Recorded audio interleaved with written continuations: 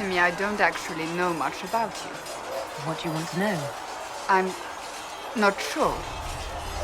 Where are you from?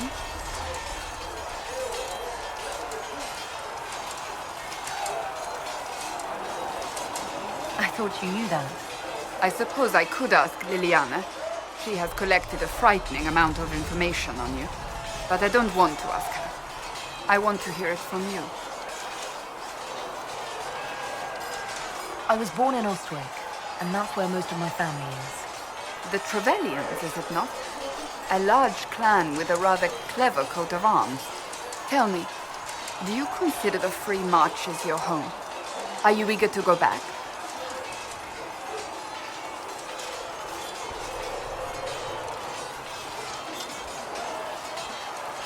I might, once this is done.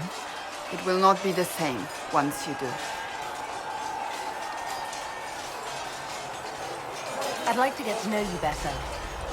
You would? Is that a problem? Not entirely. I'm just curious as to your motivation. No motivation beyond making things between us less... Antagonistic? Exactly. As you wish. My name is Cassandra Pentecost, daughter of the Royal House of Navarra, 78th in line for the Navarran throne. I joined the Seekers of Truth as a young woman, and was with the Order until they withdrew from the Chantry. I remained as the Divine's right hand, carrying out her order to form the Inquisition. And here we are. That's all there is to know, my lady.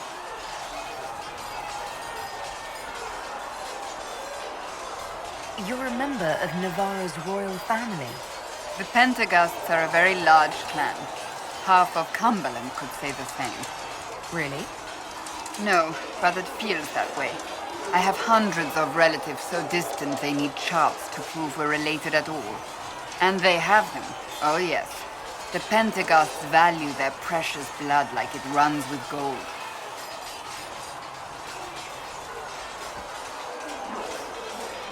And you joined the Seekers to get away from them?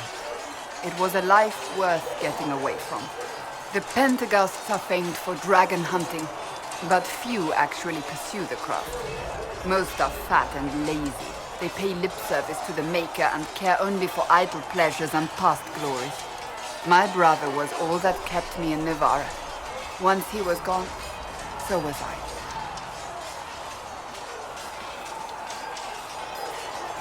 You don't seem to like your homeland much. My family polluted it for me. What little I saw of my homeland was through the bars of a gilded cage. My uncle treated me like a porcelain doll to be placed on a shelf and dusted only when necessary. Thus I did not see Navarra, the real Navarra, until much later. By then I realized I knew it not at all. Your uncle? What about your parents? They had the misfortune of taking the wrong side in the second attempt to overthrow King Marcus. The king executed them, but spared my brother and I since we were family, and children at the time. Thus we were raised by my uncle, a mortalitasi who preferred the company of his corpses to the living. Your uncle was a mortalitasi? A death mage. He still is. My countrymen do not burn Vestalis oversees the Grand Necropolis. Navarrans spend more time honoring dead relatives than they do with living ones. It is odd to be so fascinated with death and its trappings. I will never understand it. Tell me about your brother. I would prefer not to speak of Anthony. Another time, perhaps. So you were the right hand to the Divine? To Divine Justinia, yes. And Divine Beatrix before her, in fact. The position is normally reserved for Templars of the Knights Divine, but my circumstances were unusual. Unusual how? You don't know the story? Thank the Maker. I will tell you if you wish, but it isn't as exciting as some drum it up to be. The short version is that I once saved the previous Divine's life. My reward was becoming her right hand. But what does a right hand do, exactly? What is your hand capable of? It gives, it takes, it beckons. It makes a fist. Liliana and I extended the Divine's reach beyond the Grand Cathedral. We went where she could not. After Beatrix, I was tired of the position and wanted to return to the Seekers. But Justinia convinced me to stay. Her vision for the future gave me hope. You thought she could really change things? Justinian knew the war was coming long before it began. She tried to avert it, but the forces arrayed against her were too strong. Sometimes you have to break a bone so it can be reset. That's where the Inquisition comes in. It was to be the answer. A means to preserve as well as an agent for change. I only wish she had lived to see it. So, what's the story about you becoming the right hand? Sweet Andraste, do you really want to hear that? It was, what, 18, 20 years ago? Some still discuss it like it happened yesterday. The tale gets bigger each time it's told. I barely recognize myself within it now.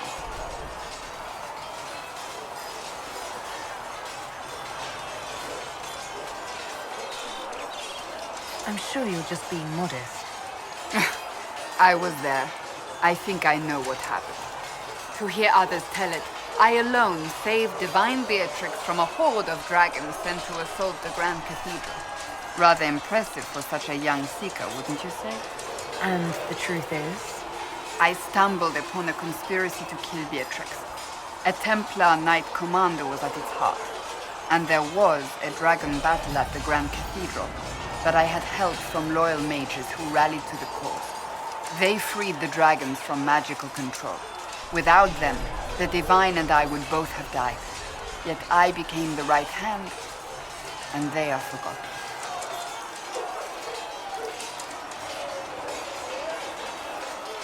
An impressive tale. I can see why people enjoy telling it. Just wait till they start telling stories about you. I'll let you get back to work.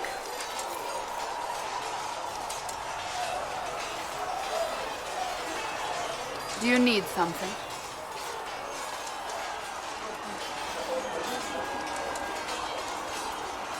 Can you tell me more about the Seekers? The Seekers of Truth were born from the original Inquisition long ago, when it united with the Chantry. Seekers stood above the Templars, watching over them but also investigating. But what are Seekers exactly?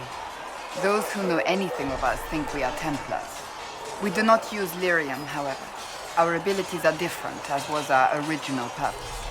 We disciplined the Templars and were accountable only to the Divine, and not even her, truthfully.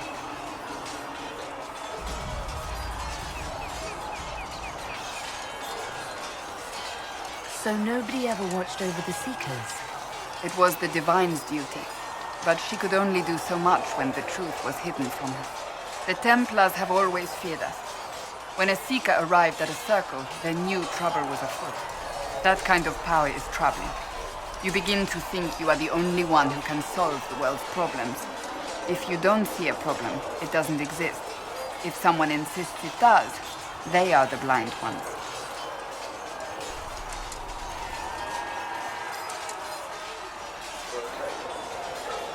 Do you think that kind of problem could ever be fixed? Possibly. Though the Seekers themselves would need to change. They were clearly not willing to, even though they abandoned everything they stood for to avoid it. In my heart, I believe they can still be salvaged, but not by their own hands.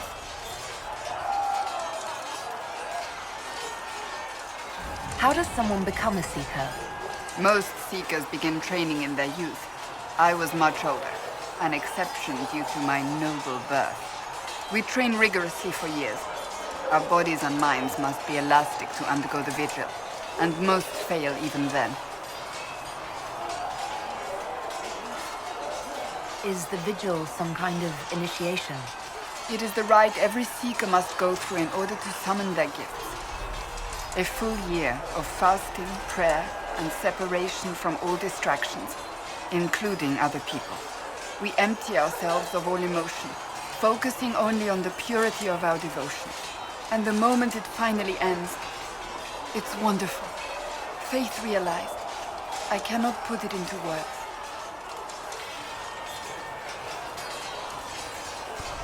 I wish I could experience that. If the vigil was not so arduous, I'd say more should attempt it. What if mages never needed to fear possession by demons? I'm told it is impossible, however. I suppose I'll never know the truth of it now. Why did your order turn against the Chantry? We originally united with the Chantry through a treaty that stated they would keep mages under control. It was felt Most Holy had tacitly allowed the Circle of Magi to vote on its independence, thus breaking the treaty. The Seekers saw themselves as justified, and they led the Templars into a war of righteousness.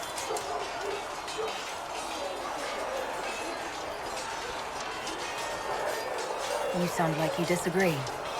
We knew what was happening at Kirkwall, where the Mage Rebellion began. We looked into reports of Knight Commander Meredith's harsh treatment of her charges years earlier. But we found so many shocking cases of magical corruption, it was decided her actions were justified. If we'd been there when it happened, if we'd looked harder at the root causes,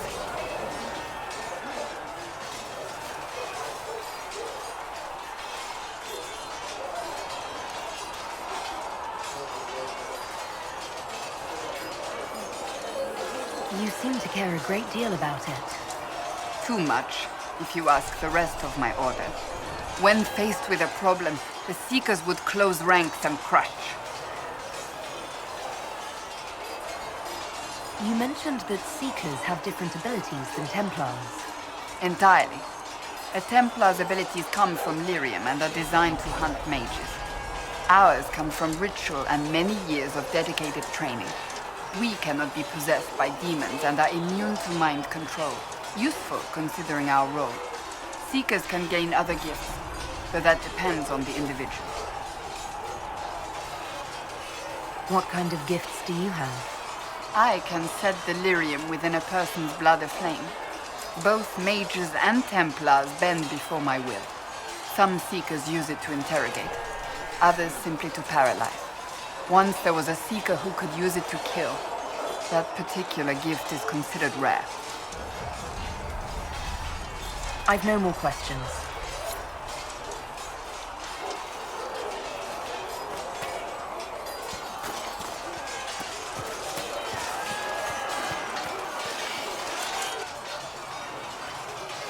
You there. There's a shield in your hand. Block with it. If this man were your enemy, you'd be dead. Lieutenant, don't hold back. The recruits must prepare for a real fight, not a practice one. Yes, Commander. We've received a number of recruits. Locals from Haven and some pilgrims. None made quite the entrance you did.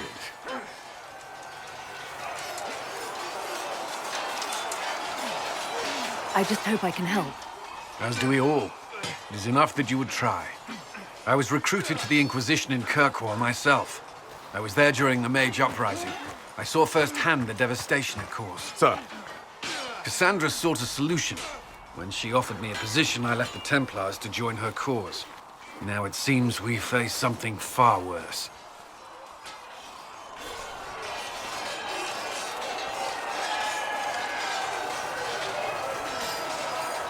I must have this mark for a reason. It will work. I'm sure of it. Provided we can secure aid, but I'm confident we can. The Chantry lost control of both Templars and Mages. Now they argue over a new divine while the breach remains. The Inquisition could act when the Chantry cannot. Our followers would be part of that. There's so much we can... Forgive me. I doubt you came here for a lecture. No, but if you have one prepared, I'd love to hear it. Another time, perhaps. There's still a lot of work ahead. Commander, Sir Ryden has a report on our supply lines. As I was saying.